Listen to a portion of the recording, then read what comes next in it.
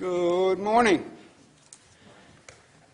From my far right, Mr. Larry Schwartz, former secretary to me, former secretary to Governor Patterson, who's been helping us on the surge and flex and vaccination process as a good volunteer and as a good friend to the state.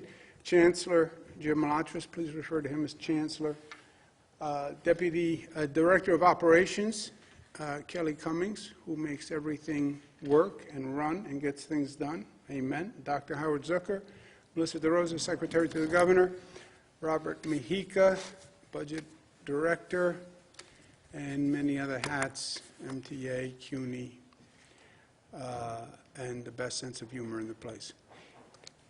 Where we are, today's day 291. Here are the numbers for today. Statewide positivity without microclusters, 5.8. With microcluster, 6.2. Microcluster positivity, 7. 160,000 tests, 95 deaths. There are no thoughts and prayers. Statewide hospitalizations, 115. ICU, up 33. Intubations, up 31.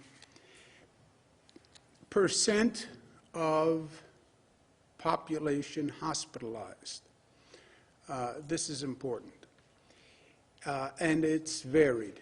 Western New York, knock Formica, seems to have flattened and is reducing. They're 0.04. That is good news. We've been steadfast on the message there. And I think people get it and people are understanding. And we want to get Western New York in good shape. The Bills are doing great. So that's good news. Southern Tier is doing well. Mid-Hudson's doing well. Finger Lakes is not doing well. That's been a problem for the past couple of weeks. Finger Lakes is now more of a problem than Buffalo. North Country, Mohawk Valley, Capital Region, Long Island.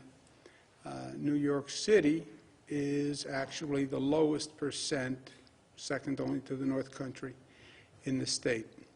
So that is interesting. Positivity rate basically tells the same story. Finger Lakes, Finger Lakes, Finger Lakes, Finger Lakes. I spoke to a number of hospitals in the Finger Lakes area, Monroe, et cetera. But we need to really focus there. Western New York, again, we're seeing some progress. But Finger Lakes, Central New York, we have to watch. Southern Tier, lowest positivity, then New York City. So that's interesting also. Within New York City, look at this variance. Manhattan, 2.7, Staten Island, 5.3. Bronx, Queens, Brooklyn, all about the same. Staten Island, higher than Brooklyn, Queens, Bronx. There's no reason for that. Staten Island is not as crowded. It's not as dense. Doesn't have as much mass transit as some of the other boroughs. There's no reason for that. So we're continuing to focus on Staten Island. Where is New York overall? Compared to the rest of the nation, we are doing very, very well. We're still lower than anyone besides Maine, Hawaii, Vermont, which is extraordinary. Remember, this is an international phenomenon. It's a national phenomenon. That tide goes up. We're a boat on the tide. Somehow, we have resisted the surge of the tide, and we're doing better than almost any state in the nation. God bless New Yorkers. I believe in New Yorkers, and that's what that is. You look at the headlines. New York is on a path towards full shutdown. New York headed for shutdown. Shutdown coming after Christmas. Prepare for shutdown. Is a close down possible in January? Yes. Yes. First of all, anything is possible. Second of all, you look at these increases nationally. Of course, it is possible. You already see states, other states closing down, big states closing down. Why are they closing down and we're not? Their numbers are higher than our numbers. That's the chart I just showed you. So the states with the higher numbers are already closing down. But there's a big but, and that's a big but, big B-U-T. But no one knows because it is up to us. What will happen in 3 weeks? What will happen in 4 weeks? You tell me what you're going to do over the next 3 weeks or 4 weeks, and I'll tell you what's going to happen, right? We know there's been an increase over the past few weeks, but that doesn't determine what happens going forward. I put on a pound a week for the past 4 weeks. Well, then in another month, I'll weigh 4 pounds more. No, it depends on what you do. And that's where we are. There's a great quote. Don't speculate about the future. Create the future. You know who said that? A.J. Parkinson, right. Don't speculate, maybe this, maybe this, maybe this, maybe that. Create the future. It is all in our control. New Yorkers can stop a shutdown. New Yorkers can save lives. It depends on what we do, and we just have to do it. And New Yorkers are good at doing it. Slow the spread, manage the hospitals, administer the vaccine. Slow the spread. Personal responsibility, small home gatherings. It's happening in your living room. Personal responsibility. I'm not going out. I'm just staying home and inviting friends over. Danger. Alert, Will Robinson. You have to be smart, personal responsibility. Local governments, do your job and enforce the rules. Enforce the rules. And get the information to the general public. We're starting a new series of PSA campaigns. Celebrate the holidays smart. Be smart. Healthy holidays. You know they always say happy and healthy holidays? Focus on the healthy this year. Healthy holiday season. Hospital management. Dr. Zucker is sending a letter to all the hospitals. Hospitals have to shift to crisis management mode. Crisis hospital management is a different state of mind for hospitals. Hospitals run as individual hospitals or as systems. And they don't really interact that much with each other. That culture has to change 180 degrees.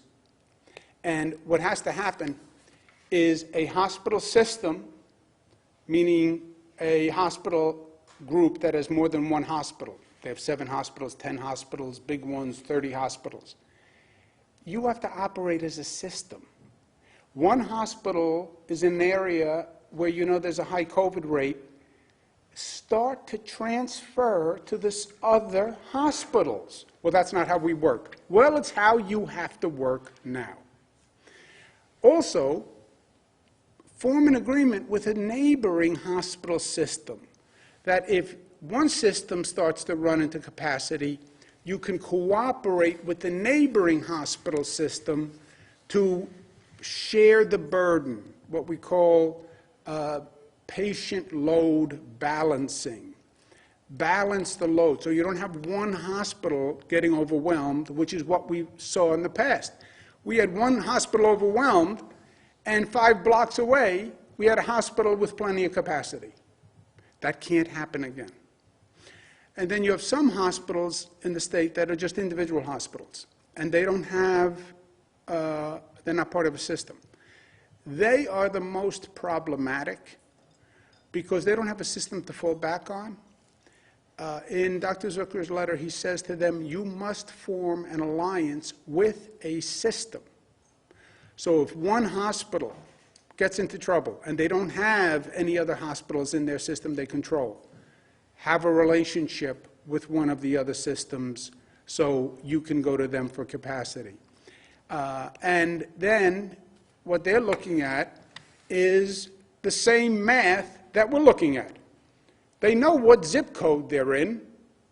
Look at the increase in your zip code, factor it out, and make sure you can manage that, and make sure you can load balance. They need to watch the numbers, and they need to be prepared. Greater New York Hospital Association, Ken Rasky, is a real pro. He's going to be working to coordinate the downstate hospitals, find the individual hospitals' partners, and making sure the systems cooperate. Haney's B. Grouse, likewise, is an experienced professional. She's going to be coordinating with the upstate hospitals. They're going to be working with Dr. Zucker. Northwell Health is the largest hospital system in the state of New York. Michael Dowling, a former health commissioner, so he understands it from both sides, and he's going to be providing technical assistance statewide, and we appreciate that. Also, I want hospital managers to know that this is serious. It's one thing to run a hospital on a sunny day. It's another thing to run a hospital in the middle of a pandemic. They have to run hospitals in the middle of the pandemic. We went through the spring. This is not a case of first impression. We learned lessons from the spring. I understand it's a culture change. I understand the bureaucracy doesn't want to do it. I also understand they have to do it. And if they are competent hospital administrators, they will do it. Vaccines, which is the third piece. We have started phase 1 of the vaccinations in New York. I believe we did the first vaccination in the United States out at Northwell, Nurse Sandra Lindsay. This woman is a champion. I don't know her, except her face did not flinch when she took that needle, and I respect that. I remember when I had to take the COVID test on TV. It is very hard to have someone poke you, probe you, and show absolutely no emotion on your face. So good for her. What's happening now is, as the vaccinations go up, COVID will come down. But it's a foot race. And it's a foot race over a 6 to 9 month period. We have to get the vaccination out as soon as we can. That will start to bring the COVID rate down. But it's just a question of logistics and supply and making it happen. And making it happen is hard. The priorities are, we have to have a public education campaign, because as I've said before, we have to hit the 75 to 85% of the population has to take the vaccine to hit what they call herd immunity. Right now, we have 50% of the population who says they won't take it. You cannot get to 75% without the number 50. So we need a real public education campaign. We have to make sure it's fair, and we have to reach out to the communities that paid the highest price, the Black community, Latino community, poor community, and we have to expedite the distribution and administration, and that is just 9,000 logistical pieces that have to work. That's trains, planes, automobiles, everything working. It's the most ambitious governmental operation that has been undertaken, period. And we have been planning for it, and we're now implementing. We so far received 77,000 doses yesterday. Total, we've received 87,000 doses. That's about the 170,000 doses that we were speaking about from Pfizer. We expect an additional 80,000 in the next few days. That will go for residents at nursing homes, and that's part of that 170. Pending approval, we could get another 346,000 doses from Moderna. What happens is the state gets the vaccine, the state then distributes it proportionately to regions. Don't double count numbers. When you listen to a lot of broadcasts or read the stories, Buffalo got 57,000 vaccines, New York State has 87,000 vaccines, New York City has 42,000 vaccines. No. The only number that we have is the number that the state has. We then distribute that to Buffalo, New York City, North Country, et cetera. So it's a little misleading as to how many vaccines we have. We have the 170 from Pfizer, and then we're hoping for an additional shipment from Moderna. Those are all allocations of the 170. And this is all in phase 1, which is vaccinating priority healthcare workers, congregate care workers, et cetera. We will then move to phase 2. Phase 2 are essential workers and priority general public. What's priority general public? General public who have underlying health conditions, et cetera. How are we going to do that? Good question. Glad I asked it. We're setting up regional vaccination hubs. They're going to be led by local hospital systems. Why? Because this is a medical operation, not a political operation. If you remember with the COVID testing, there was a lot of back and forth, well, who got it first, and was there favoritism, et cetera. Medical professionals are going to administer phase 2 by state guidelines, but it's going to be done by medical professionals. The state has done guidelines for phase 2. Those regional hubs, we call them, will create a regional plan for that region for phase 2. Again, it will be done pursuant to the state guidelines and then sent back to the state. The state approves or disapproves that regional plan. We have designated the vaccination hub coordinators.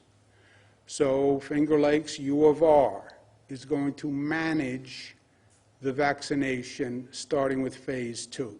Catholic Health System, Western New York, United Health Services, SUNY Upstate, Westchester Medical, Greater New York Hospital Association in New York City. They will be administering the vaccination.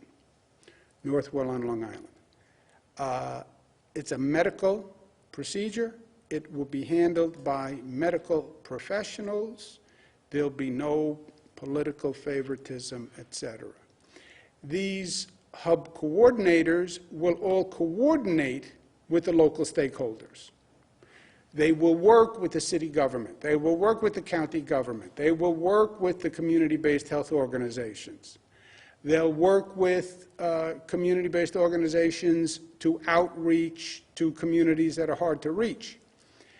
But they'll come up with a plan that meets the needs of that region. You're dealing with the North Country. That's different than when you're dealing with New York City. So the regionalization makes sense. And they'll have a plan that's tailored to their area. Again, the state will then approve the plan. The state will provide the logistics, the support that they need to actually get it done quickly. They're going to put in their plans the first week of January. The Department of Health will go through them. We want to be in place and ready as soon as we get the phase 2 allocation. When do we get the phase 2 allocation? Right now, we're talking about probably late January for phase 2. The dates tend to change with the federal government. It's not a criticism. I know they're trying to move a lot of pieces and big pieces very quickly. But the one piece we need to start the chain is we need the delivery of the vaccines. And on the current schedule, we think we get to phase 2 late January. Our goal, best vaccine program in the United States of America. Why is that such an ambitious goal? Because we are New Yorkers and we always set the bar high on ourselves. We want to be the first COVID-free state. This state paid more than its fair share for COVID and what we went through in the spring. And I want to make sure that we're doing everything we can to be the first state to kill this beast. So people have questions. When can I get a vaccine? How much will it cost? What comes next? We have a website you can go to that has all the information, Vaccinate New York. It's a one-stop for all information. That logo, New York Tough, that is supposed to be a Band-Aid, a bandage that would go over a vaccine. If you look at the other picture, see that bandage? That's what that is supposed to be. I don't think anyone would get that. But that's what that is. There it is, the bandage again. But here's a very important point. New York State, in New York State, no person will have to pay a penny for a vaccination. No person will pay a penny for a vaccination. We want people to get vaccinated. It shouldn't be about wealth. No one will pay a penny. And the New York State Department of Financial Services is putting out a directive today saying the insurers must cover any cost of vaccination. We're getting the vaccine from the federal government. But theoretically, an insurer could say, yeah, but I had to pay the nurse, I had to pay this one. State Department of Financial Services saying the insurers have to pay that cost themselves. So there's a light at the end of the tunnel, but it's a long tunnel. We have to hit 75, 85%. Don't relax until that happens. You have to follow the same rules. And by the way, that means all through the holidays. And that's the problem. Another topic, state finances. Newspapers today suggest that Congress suggests no state and local funding. This is a major problem. It's also a major disgrace. We have been talking about this for months, since before the election. And then after the election, people were supposed to put their politics aside and actually do their job. Apparently that hasn't happened. This is a purely partisan debate. Again, I'm chairman of the National Governors Association. I talk to governors on both sides of the aisle.